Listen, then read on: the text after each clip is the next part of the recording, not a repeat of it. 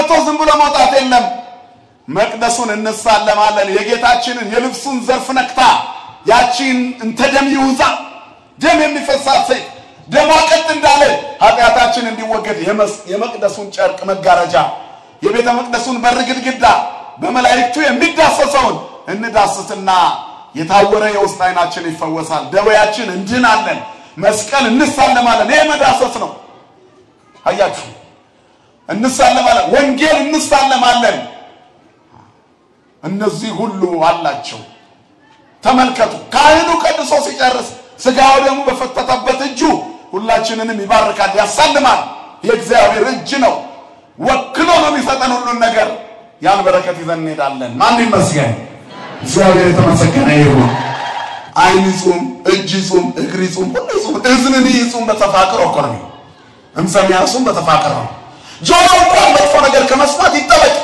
ሀበል ለዚሁ አይንታኝ ነው ወሰቂያ ከይራያ አመት የወጣይኖች ስልጣን አንተ ብቻ እንዴ ጾማችን ክርስቶስ ላይ አይናችን የሚተከለበት ያደርግልን ዋይዛኒ ነው ቃል ዘባቲ ተከስማ ጆሮቻችን ያንተን ቃል ብቻ ይሰሙ ዘንድ ዋይዛኒ ነው ቃል ዘባቲ ተከስማ ጆሮቻችን ወንጌል ብቻ የሚሰሙበት ዘመን ይሁን እግዚአብሔር ታንኪራውን ያርቅልን መርገሙን ያርቅልን መጥፎ ዜና ያርቅልን ሰብሰብ የምንልበት ያደርግልን ሲነጋ በትንሳኤው አዲስ እንሆናለን ያዘናችንን ውጤት የልባችንን ውጤት እግዚአብሔር በማበስ መመለስ ይችላል አይችልም ይችላል ስለዚህ የምርጸጸት ወራት አርጉ ጾሙ በትውልዱ ላይ አዲስ መታደስ ይኑር እግዚአብሔርን መፍራት ይኑር በትውልዱ ላይ ቅዳሴ መናፈቅ ይኑር የወንጌልን ድምጽ ሰምቶ መለወጥ ይኑር የሰባኪ አድናቂ በዛ በስብከቱን አድንቁት አድንቃችሁም ተግባራዊ አድርጉት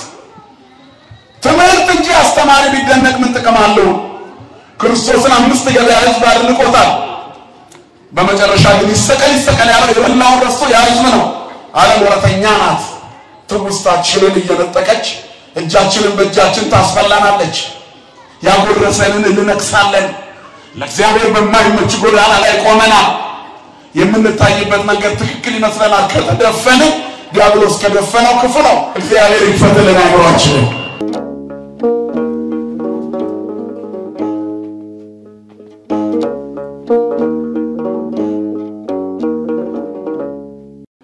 እስከሞት ድረስ በወደደን በመድኃኒተ ዓለም በኢየሱስ ክርስቶስ ፍጹም ሰላም እንደምን አመሻችሁ እንደምን ዋላችሁ እንደምን ቆያችሁ ለባህሪው ሽረት ለመንግስቱ ምንፈተል የለበት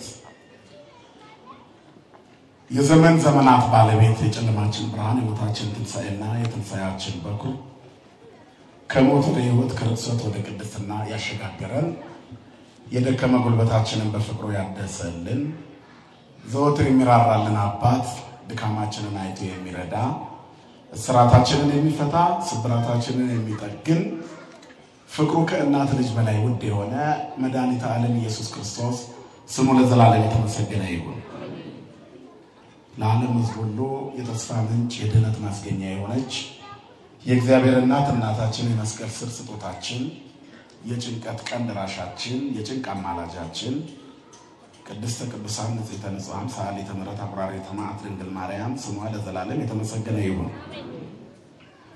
ጻድቃን ሰማዕታት ቅዱሳን መላእክት ሁሉ እንደየክብራቸውና እንደየሞገሳቸው ክብርና ምስጋና ይድረሳቸው በጌጠኛ ቤትህ ልማት ይሁን መዝሙረ ዳዊት መዝሙር 121 ቁጥር 7 ይህ የመዝሙር ክፍል የመዝሙረኛው ዳዊት የማዕረግ መዝሙር ይባላል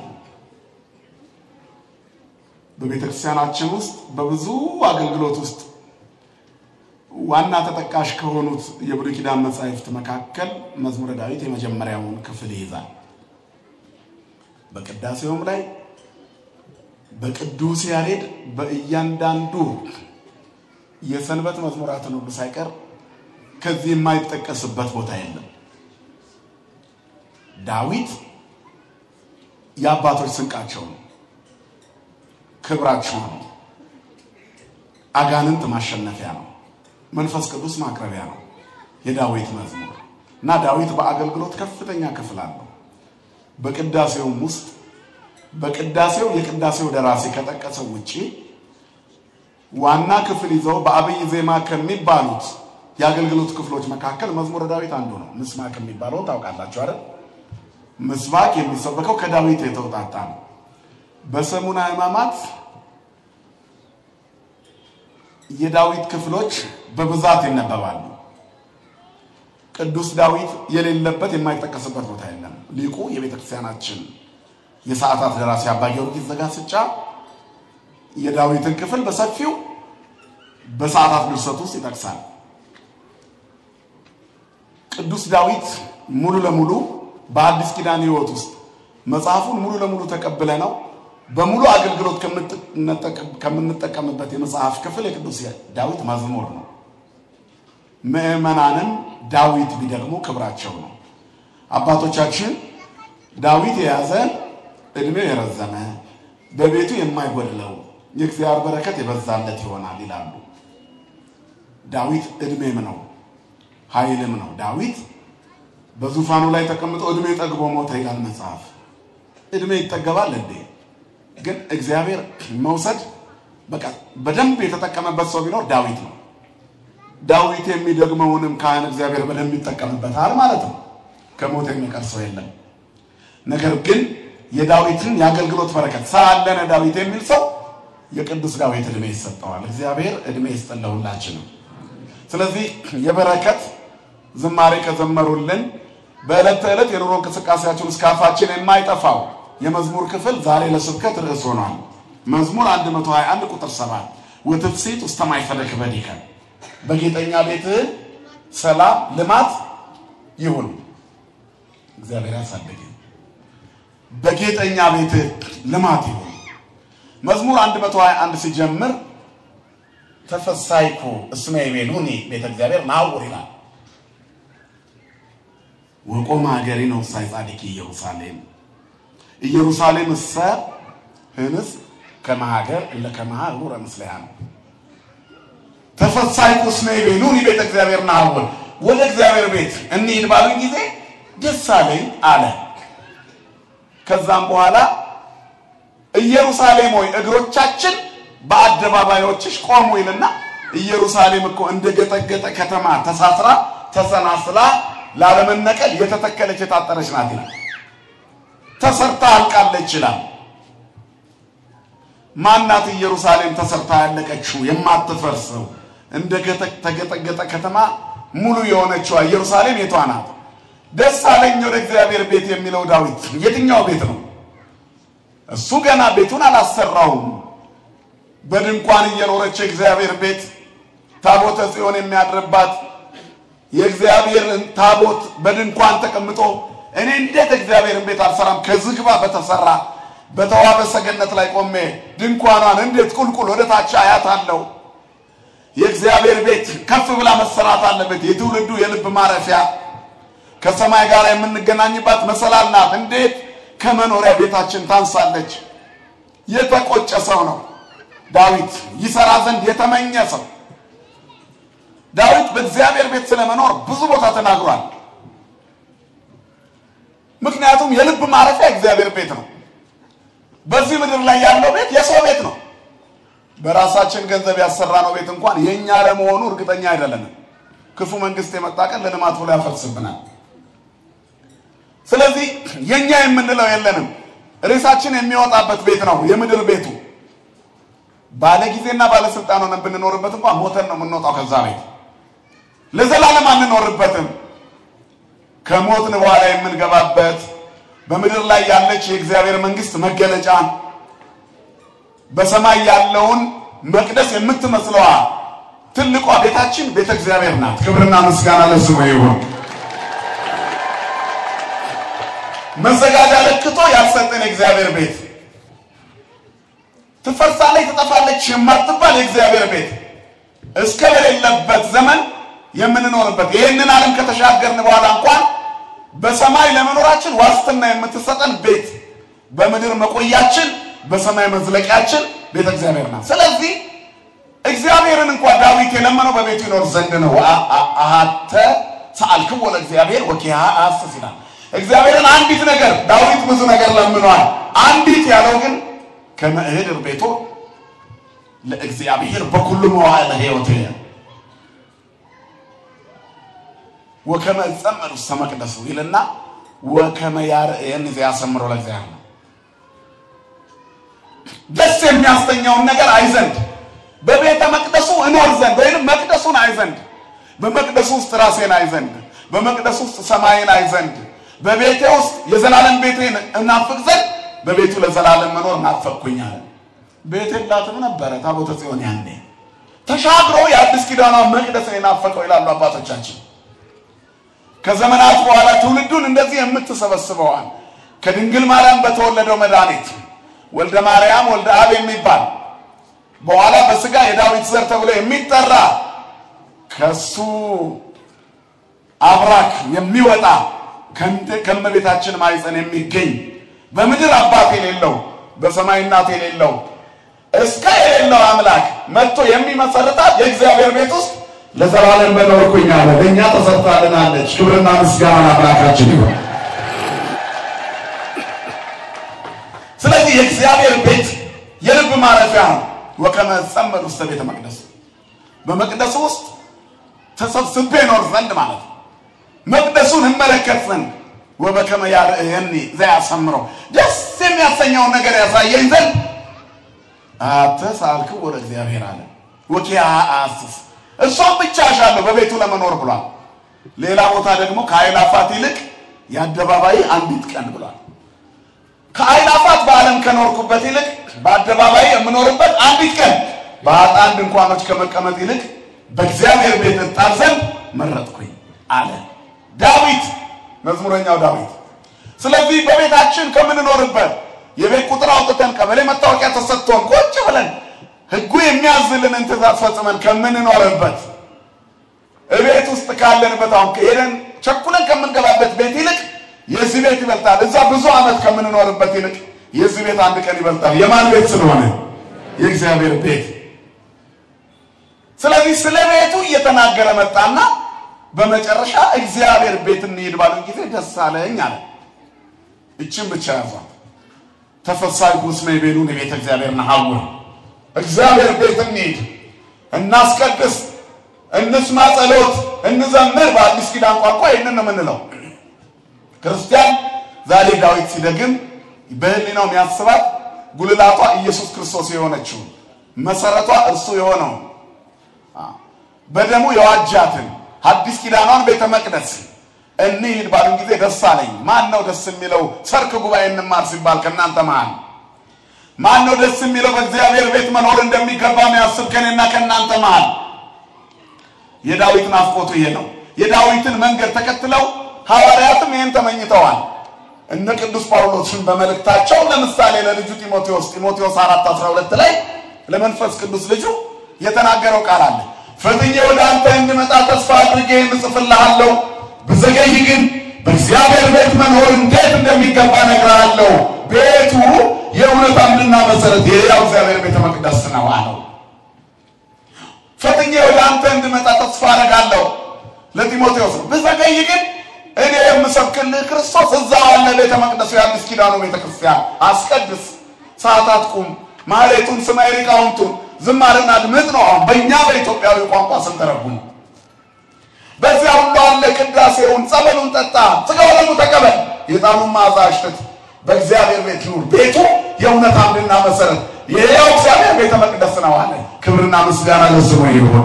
ስለዚህ የክርስቲያኖች ማረፊያ የእግዚአብሔር ቤት ነው። በወንጌልም እነ ቅዱስ ጴጥሮስ በተቀደሰው ተራራ ላይ የደብረ ታቦር ስብከት ይሰነን እንበርዘየ ካለ በኋላ ወንግበር ሰለስተ ማይደረ ሶስት ዳስ እንስራ ያለው ለጌታ አደለከ የመድኃኔ ዓለም ቤተ ክርስቲያን ወአደለ ሙሴ ጽላቱን የተቀበለው ለቅዱሳን በቅዱሳን ስም ቤተ ክርስቲያን ወአደዘ ለኤልያስ ለባታውያን ለመናንያን ለበቁት እንደና አቡነ ተክለ ሃይማኖት ላሉት እነ የዋጳውሊ እነ ሙሴ ጸልይ በስማቸው መቅደስ የታነጸላቸው ርዕሰ ባታውያን አቡነ ገብረ መንፈስ ቅዱስን ጨምሮ ለነሱ እንስራ ነው መልእክቱ። ወንግበር ሰለስተ ማይደረ ንንበርዘየ መንፈስ ቅዱስ አናገረው እሱ አልገባውም ይላል። በአዲስ ኪዳን ቤተክርስቲያን የምትስፋፋው በቅዱሳን ስም ታንጻ የክርስቶስ ሥጋና ደም ተፈትቶባት ነው።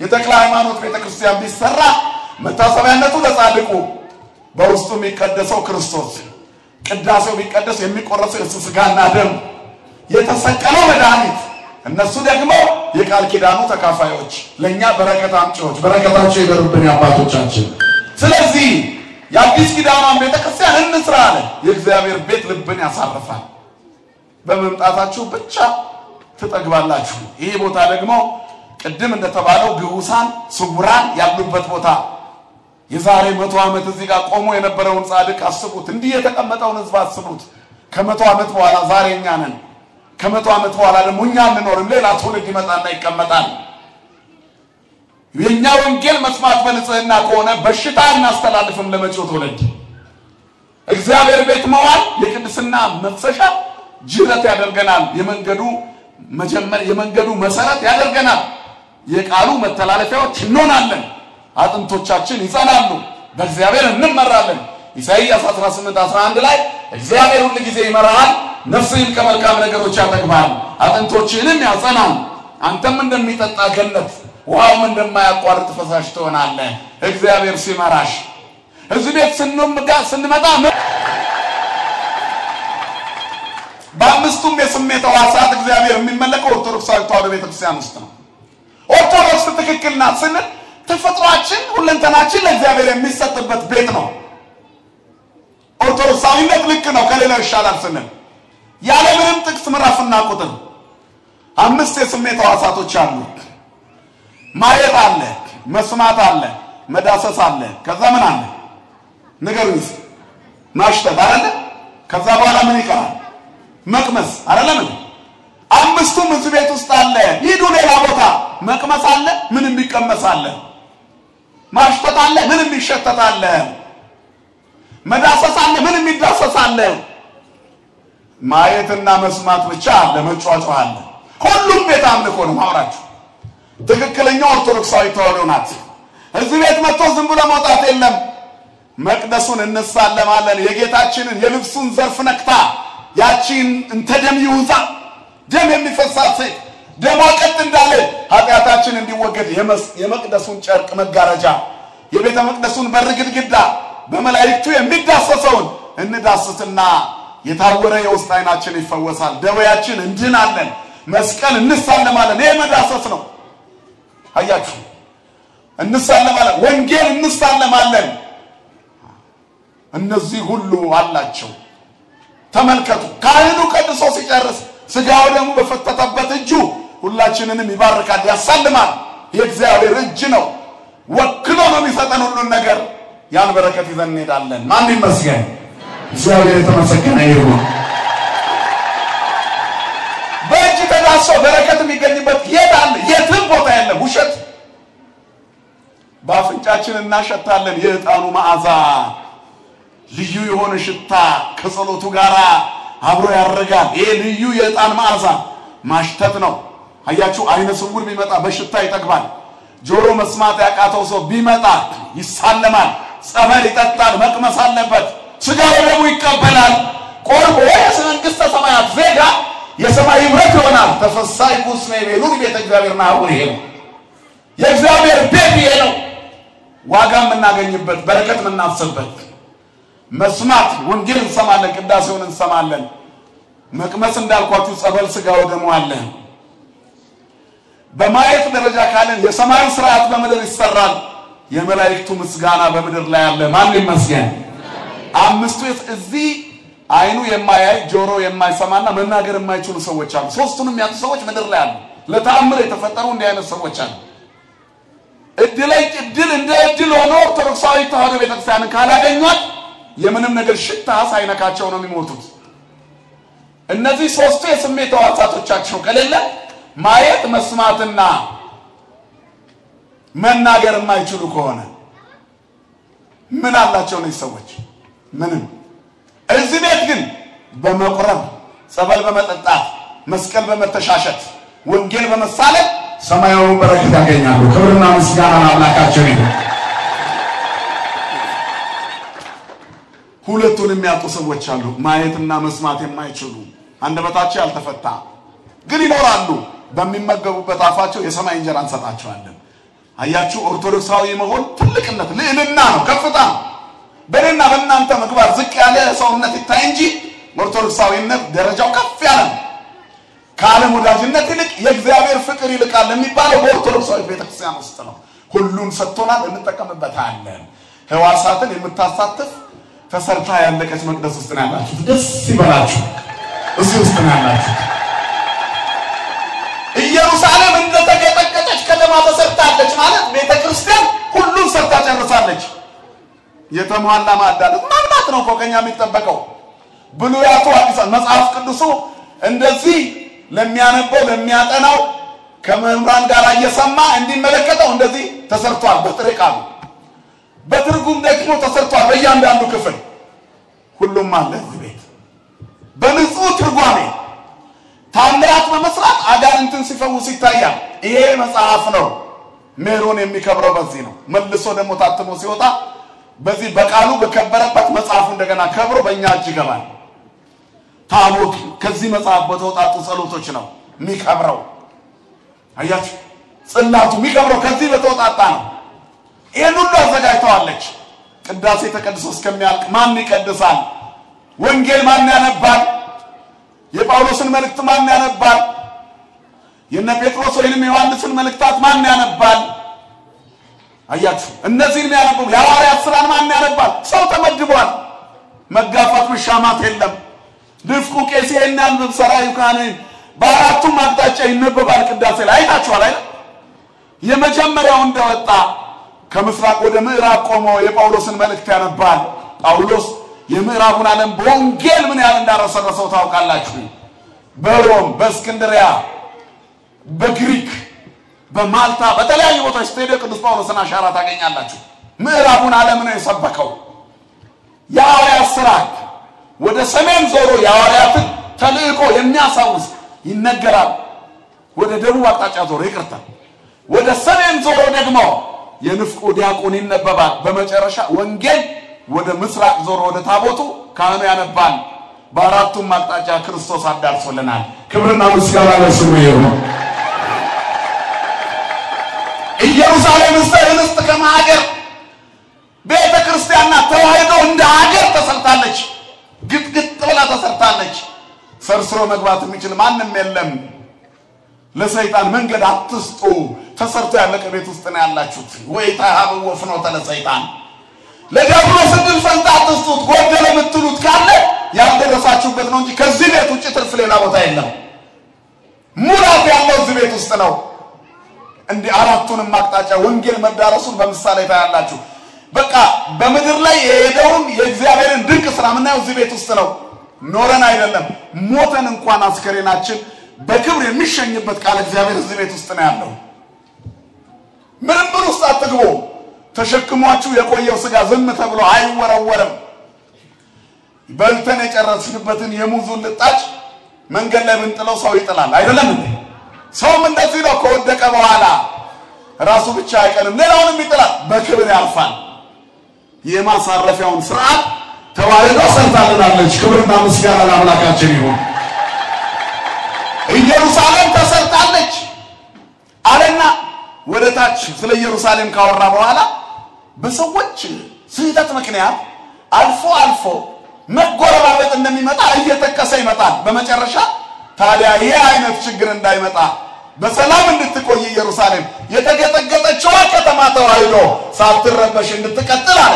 ወተዚያነው ዳህና አለ ኢየሩሳሌም ለኢየሩሳሌም ሰላምን ለምኖ ወፍሳሆሙ ለሊያፈቅሩ ስመከ ስምህን ለሚወዱ ደስታ ይሁን ልማት ይሁን ይኩን ሰላም በኃይልከ በኃይልህም ሰላም ይሁን። ወተዚያነው ዳህና አለ ኢትዮጵያ ለኢትዮጵያ ሰላምን ለምኑ።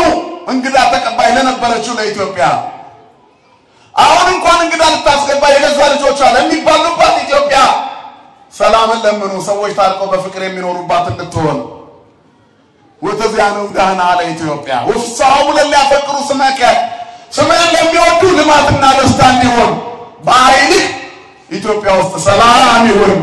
እግዚአብሔር ሀገራችንን ሰላም ያርግልን። ወተፍሲት ውስተ ማይፈለክ በዲከ በጌጠኛ ቤትህም ልማት ይሁን አለ። ወተፍሲት ውስተ ማይፈለክ በዲከ ከዚህ በኋላ ያለውን ተውት። በእንተ ሀዊየ ወቢጽየ ይትናገሩ ሰላም በእንቲአኪ ወበእንተ ቤተ እግዚአብሔር አምላኬ ያሰስኩ ሰናይተኪ ይላል። ስለ ወንድሞቼና ስለ ባልንጀሮቼ በውስጥሽ ሰላም ይሁን አልኩኝ። ኢትዮጵያ ሆይ ጸሎታችን ይሄ ነው። ስለ አምላኬ ስለ እግዚአብሔር ቤት መልካምነትሽን ኢትዮጵያ ሆይ ፈለኩኝ። ቤተ ክርስቲያኗ ሰላም እንድትሆን እግዚአብሔር ሀገሪቱን ሰላም ያርጋት። ካህኑ በሰላም ቀድሶ እንዲመለስ ለገጠሪቷ ቤተ ክርስቲያን እግዚአብሔር ሰላምን ይስጣት። ለኢትዮጵያ ሰላምን ይስጠልን። ወትፍሲት ውስጥ ማይፈነክ በዲከክ በጌጠኛ ቤትም ልማት ይሁን አለ። አጭር ነጥብ ሰጥቼ ትምህርቴን ላጠቃል። በጌጠኛ ቤት ልማት ይሁን ቁጥር 7 ቤት ማለት ቤት ሀገረ ካለ የመጣ ነው። ማደሪያ ማለት ነው። በማደሪያ ሰላም ይሁን። ክብር በሚገለጥበት አንተ በምታድርበት በቤት ሰላም ይሁን። በአንተ መኖሪያ ማለት ነው ማረፊያ።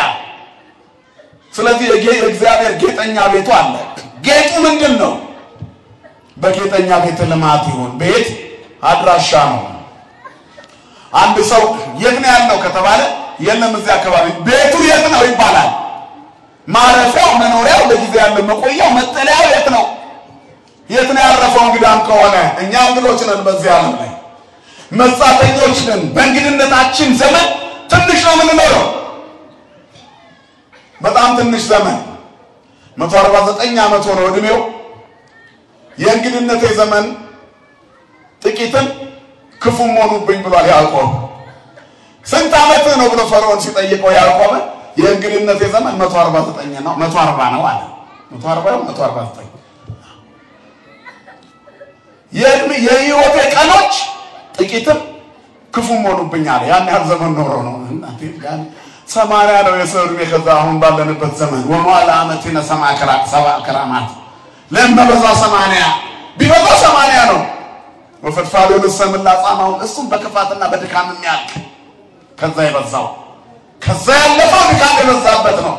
ህማምና ድካም ያለበት አጭር ነው ዘመኑ። ሰው ከዚህ በፊት ብያችኋለሁ። አንድ ሰው 70 ዓመት ነው እድሜው 35 ቀን 35 ሌሊት ማለት ነው። የተኛው ተቆጥሮ ነው 70 ዓመት የተባለው። አንድ ሰው አንድ ቀን ሲኖር 24 ዓመት ነው። 12 የሚተኛበት 12 የሚነቃበት። በዛች ውስጥም እግዚአብሔርን ለማጣት ሲጨረጨር ይታያል። እግዚአብሔር በቤቱ ያኖረን ሁላችንን። አያችሁ የሰው ዕድሜው ትንሽ ነው፣ ግን የምንኖርባት ምድር ላይ አድራሻችን ይጠየቃል። ቤት መኖሪያ አድራሻ ነው። የእግዚአብሔር አድራሻው የት ነው? የእግዚአብሔር ቤቱ የት ነው? ጌጠኛ ቤቱ የት ነው? የእግዚአብሔር ቤት ታውቃላችሁ ምን እንደሆነ? መጀመሪያ የምናየው ህንፃ መቅደሱ ነው። ህንፃ መቅደሱ ድንኳን ነበር፣ ህዝቦቹ የሚሰበሰቡበት። ዳዊት ሊሰራው ተመኝቶ አልቅሶ ነበር። የእግዚአብሔር ቤት ብሏል። ልጁ ሶሎሞን ሰርቶለት ነበር። የእስራኤል ኃጢአት እንዲፈርስ አድርጎታል። ዘሩባቤል ዳግመኛ ሰርቶት ነበር፣ ኋላ ኢየሩሳሌም አድሶታል። በአዲስ ኪዳን ዘመን ክርስቶስ ሲመጣ ስለዚህ መቅደስ ብዙ ትንቢት ተናግሯል። ቤት በኢየሩሳሌም ብቻ እንደማይገነባ መላው ዓለም የቤተ ክርስቲያን ሽታ እንደሚኖረው ክርስቶስ የዓለም ሁሉ መድኃኒት እንደሚሆን በቀራንዮ መድኃኒት ሰራና ለሁሉ ዓለም ሆነ። ክብርና ምስጋና ለስሙ ይሁን። ስለዚህ ህንፃው ቤተ መቅደሱ የክብሩ መገለጫ፣ የታቦቱ ማደሪያ፣ የካህናቱ ማመስገኛ፣ የምእመናኑ የእልልታ ማሰሚያ፣ የጸሎት መጠየቂያ በማፈኛ ስፍራ የእግዚአብሔር ቤት ይባላል። በዚህ ቤት ልማት ይሁን አለ። የእግዚአብሔር ቤት ልማት ያስፈልጋታል። ስለ ቁፋሮ ስለ ጃምባ አይደለም የማወራችሁ፣ ስለ ዛፍ መትከል አይደለም የማወራችሁ፣ ስለ ምእመናን መተከል በጌጠኛ ቤት ልማት ይሁን። የሚያሰናክል ካህን አይኑር፣ የሚጋፋ ምእመን አይኑር፣ የሚሳደብ ሰባኪ ምእመናን የሚያስደነግጥ አይኑር፣ የፈረካከሱ ሰዎች አይኑሩ። የተገነቡ ሰዎች ሰው እንዳይለማ እንቅፋት የሆኑ መሰናክሎች እንዳይኖሩ በእንተ ሀዊየ ወቢጽየ ይትናገሩ ሰላም በእንቲአኪ ስላንቺ ሰላምን የሚናገሩ ይብዙ። በጌጠኛ ቤት ልማት ይሁን። ወትፍሲት ውስተ ማይፈልግ በዲከ ስለዚህ ለኢየሩሳሌም ሰላምን ለምኑ። በጌጠኛ ቤቱ ልማት እንዲሆን፣ በመቅደሱ ቅዳሴው የእውነት እንዲሆን፣ የሚቀደሰው ቅዳሴ እግዚአብሔር የሚቀበለው እንዲሆን ቃል እግዚአብሔር መቼም ተዋሽቶበት አይታወቅም። በረከሰ ሰውነታችን እየቆምን ጸሎታችንን ከደመና በታች እንዳያስቀረው በጌጠኛ ቤት ልማት ይሁን። የሚጠመቁ ልጆች የእግዚአብሔር ሽታ ኖሯቸው ይደጉ። በ40 ቀን መጥተው ለቀብር ብቻ የሚመጡ አይሁኑ። በጌጠኛ ቤት ልማት ይሁን። ተወልዶ የሚያድገው አፉን በቃለ እግዚአብሔር ይፍታ። በጌጠኛ ቤት ልማት ይሁን። ሰንበት ተማሪው ዘምሮ ጡረታ የሚወጣ አይሁን። በእግዚአብሔር ቤት ውስጥ ጸንቶ ሌሎችን የሚያፈራ ይሁን። በጌጠኛ ቤት ልማት ይሁን። አረጋውያን ሽማግሌዎች የሚያጣሉ ሳይሆኑ የሚያስታርቁ ይሁኑ። በጌጠኛ ቤት ልማት ይሁን። የማይተባቸው ውጤት ሰንበት ፍሬ የሚያፈራ ይሁን። ቆሎና ጠላ የሚደፋበት ብቻ አይሁን። በጌጠኛ ቤት ልማት ይሁን። በቅዳሴ ጊዜ ይሄ ቦታ የኔ ነው ይሄ ቦታ ያንቺ ነው ብለው የሚጋፉ ምዕመናን አይሁኑ። አዲስ የመጣ ክርስቲያን አያስገንብሩ። ተሰናክላ ቅዳሴ ቢቀርብኝስ የምትል ምዕመን እንዳትኖር በጌጠኛ ቤት ልማት ይሁን። ወጥፍሲት ውስጥ የማይፈልግ በዲከ እናስቀድሳለን 10 ዓመት አንድ አይነት ሰዎች የምናይበት ጊዜ አለ። እነዚህ ሰዎች ተላላፊ በሽታ ይሆናሉ። ሊያስቀድስ የመጣው ምዕመን 10 ዓመት የቆምኩበት ቦታ ዞር በይልኝ ይላሉ። ድንገት የመጣ ደንግጦ ሮጦ ይወጣል። ይሄ ነገር ይቅር። የእግዚአብሔር ቤት የሁሉም ነው። በጌጠኛ ቤት ልማት ይሁን። ተላላፊ በሽታ አትሁኑ ነው ለና እናንተ። አዲስ ሲጋራውን እያጨሰ የመጣውን ወጣት እንደመጣ ትንባሆን ባፍ ስለጨሰ ጋንም ጨሶባል ብላችሁ አታስደንግጡት። ሱሰኝነት የሚያመጣውን ጥቃት ነገሩት። የእግዚአብሔር ቤት ውስጥ ጣኑ ይጨስብኝ ብላችሁ ገስጹት። ስትለውጡት በጌጠኛ ቤቱ ልማት ሆነ። ኃጢአተኛውን ተጸይፋችሁ አትክፉት። ገመናችሁን ተሸክመው ነው ሰባኪ ሆናችሁት። ኃጢአተኛውን ተጸይፋችሁ አትክፉት። ብዙ ጊዜ ስላስቀደሳችሁ ገመናችሁ ተሸፍኖ ነው ቅድስና በማይለየው መቅደስ የቆማችሁት። ሁሉ በትህትና ይኑር። በጌጠኛ ቤት ልማት ይኑር። እግዚአብሔር ያልማኑላችንን ቤቱ በሰዎች ይሞላ። የእግዚአብሔር ክብር ይገለጥ። አንሰ በጽድቅ ሬይ ገጸከ ወጸግ በስማቲካ ዳዊት የማይጠቀስበት ቦታ የለም። ሁሉን ሞልቶ ይዞታል መጽሐፉ ሁሉ። ክርስቶስ ወደ ዓለም ከመጣ በኋላ የሚመልሳቸው መልሶች ከዳዊት የሚጠቅሳቸው አሉ። ለዳዊት ክብርን የሰጠ እግዚአብሔር የዳዊት አምላክ የዳዊት ልጅ ሲባል ዳዊት እየጠቀሰ ይገስጣቸው ነበር አይሁድን። ስሙ ለዘላለም የተመሰገነ ይሁን። ወጥፍሲት ውስጥ የማይፈልግ በዲከ የሚያመልኩ ሰዎች ብዙ። ቤተ ክርስቲያን የተጠራችለትን ዓላማ ትወጣ። በጌጠኛ ቤት ልማት ይሁን። ወደ ዓለም ሕይወታቸውን ሳይመልሱ ፊታቸውን ወደ እግዚአብሔር ቤት የሚያመጡ ምዕመናን ይብዙ። በጌጠኛ ቤት ልማት ይሁን። ያስቀዳሹ ብዛት የበሩን መውጫና መግቢያ ያጣበበ ይሁን። ህዝቡ ሲበዛ ማን ይገባል? የእግዚአብሔር መንግስት ብዛ። በጌጠኛ ቤት ልማት ይሁን። ተሰናክሎ የሚወጣ አይኑር።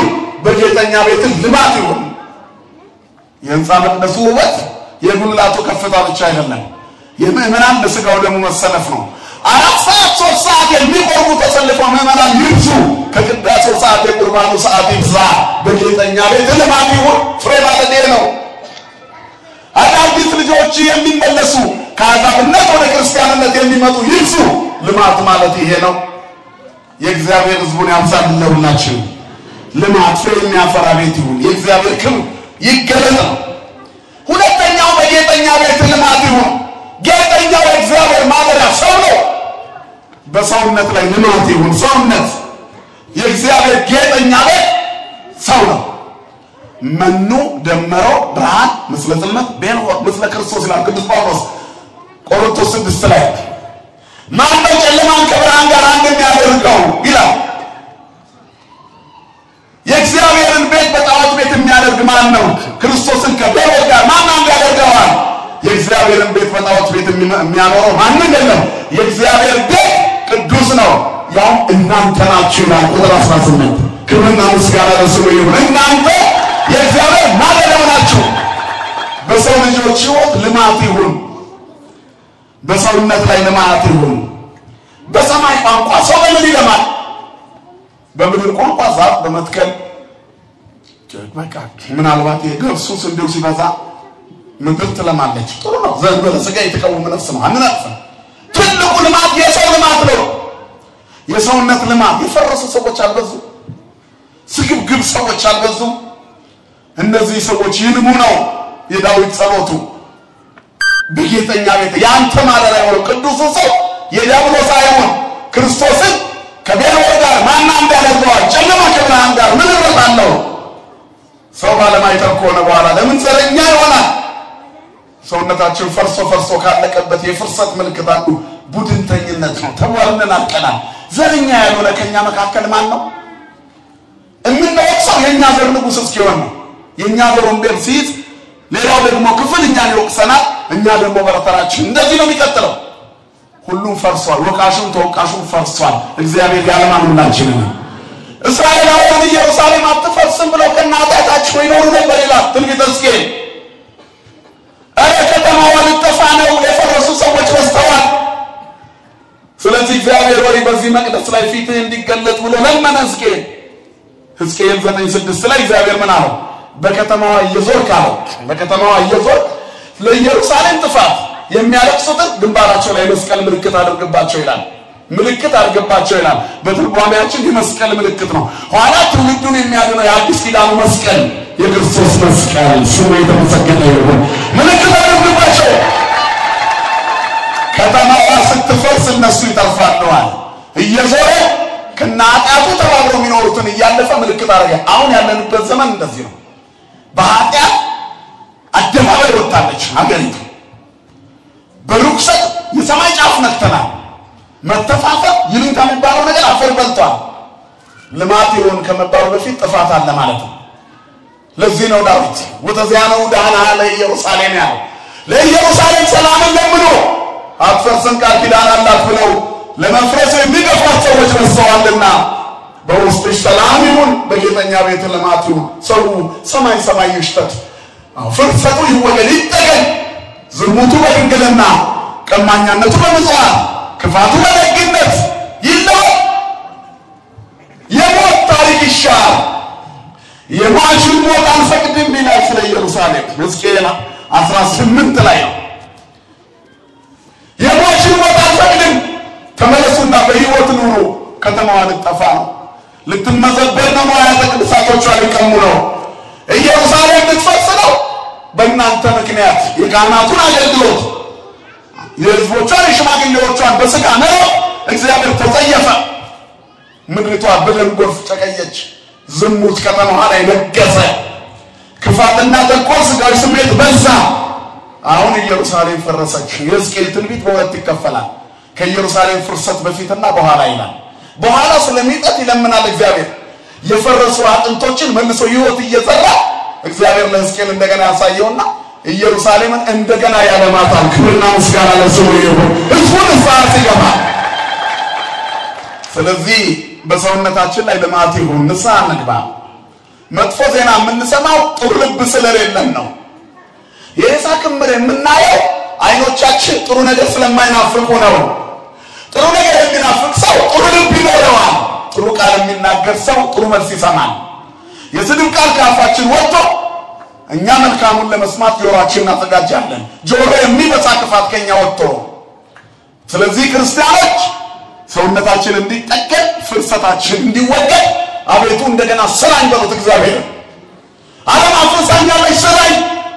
ዘረኝነት፣ ጎጠኝነት፣ ጭፍን ብሔርተኝነት አፍርሳኛለች፣ እግዚአብሔር ስራኝ። በጌጠኛ ቤት ልማት ይሁን በሉት። ሩሩ አምላክ ነው እግዚአብሔር፣ እንደገና ይሰራሻል። ፈርሰናል።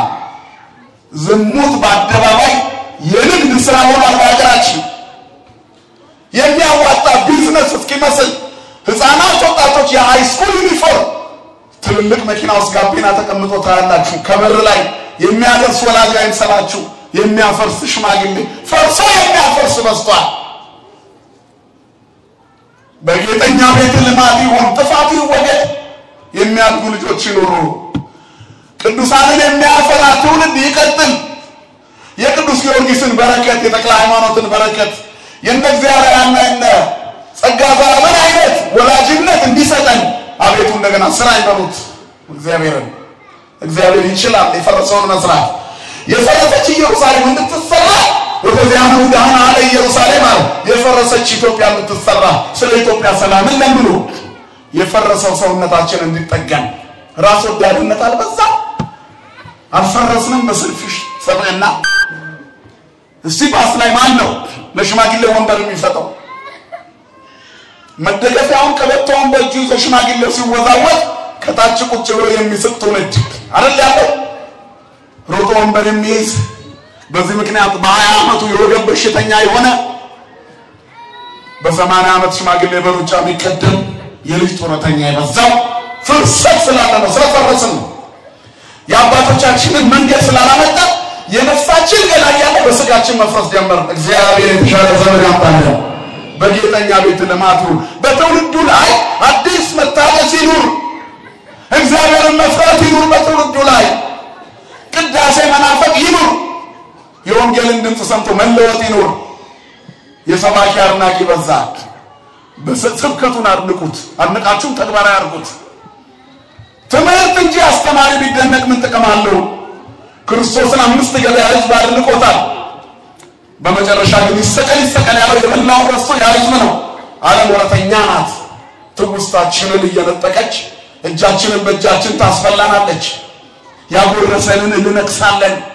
ለእግዚአብሔር በማይመች ጎዳና ላይ ቆመና የምንታይበት ነገር ትክክል ይመስለናል ከተደፈነ ዲያብሎስ ከደፈነው ክፉ ነው እግዚአብሔር ይፈተለን አይሯችን ስለዚህ የተሻለ ዘመን እንዲመጣ ፍርሰቱ ይወገድ በምን አይነት መንገድ በስስት በትዕቢትና በፍቅረ ነዋይ የመጣው ሰይጣን ሶስቱንም ድል አድርጎታል በትዕቢት ቢመጣበት በትዕትና በስስት ቢመጣበት በትዕግስት በፍቅረ ነዋይ ቢመጣበት በጸሊአ ነዋይ ድል ነስቶታል